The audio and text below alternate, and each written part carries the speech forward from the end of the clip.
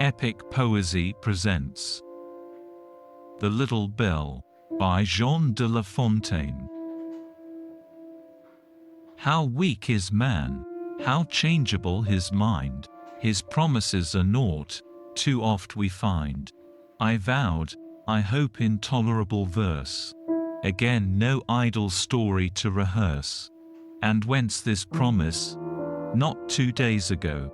I'm quite confounded, better I should know. A rhymer here then, who himself can boast, quite steady for a minute at the most. The powers above could prudence ne'er design, for those who fondly court the sisters 9.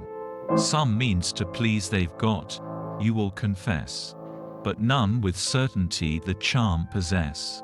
If, howsoever, I were doomed to find such lines as fully would content the mind, though I should fail in matter, still in art, I might contrive some pleasure to impart. Let's see what we are able to obtain. A bachelor resided in Touraine, a sprightly youth, who oft the maids beset, and liked to prattle to the girls he met, with sparkling eyes, white teeth, and easy air, plain russet petticoat and flowing hair, beside a rivulet, while I round, with little bell that gave a tinkling sound. On herbs her palate gratified at will, and gazed and played, and fondly took her fill. Among the rustic nymphs our spark perceived, a charming girl, for whom his bosom heaved. Too young, however, to feel the poignant smart, by Cupid oft inflicted on the heart. I will not say 13's an age unfit, the contrary most fully I admit. The law supposes, such its prudent fears, maturity at still more early years. But this apparently refers to towns, while love was born for groves, and lawns, and downs. The youth exerted every art to please, but all in vain. He only seemed to tease. Whatever he said, however nicely graced, ill humor, inexperience, or distaste, induced the belle, unlearned in Cupid's book, to treat his passion with a froward look, believing every artifice in love was tolerated by the powers above. One eve he turned a heifer from the rest, conducted by the girl his thoughts possessed. The others left, not counted by the fair. Youth seldom shows the necessary care.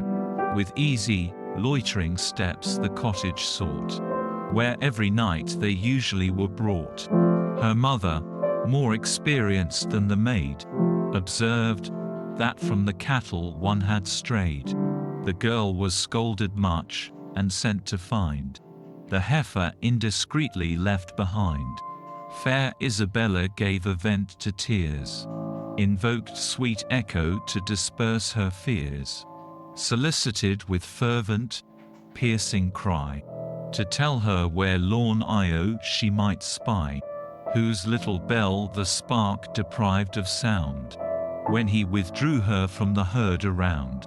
The lover now the tinkling metal shook, the path that towards it led the charmer took. The well-known note was pleasing to her ear, without suspecting treachery was near. She followed to a wood, both deep and large, in hopes at least she might regain her charge. Guess her surprise, good reader, when she heard a lover's voice, who would not be deterred. Said he, "Fair maid, whenever the heart's on fire, 'tis all permitted that can quench desire." On this, with piercing cries she rent the air, but no one came. She sunk to dire despair. Ye beauteous dames, avoid the sylvan shade. Dread dangers solitary woods pervade.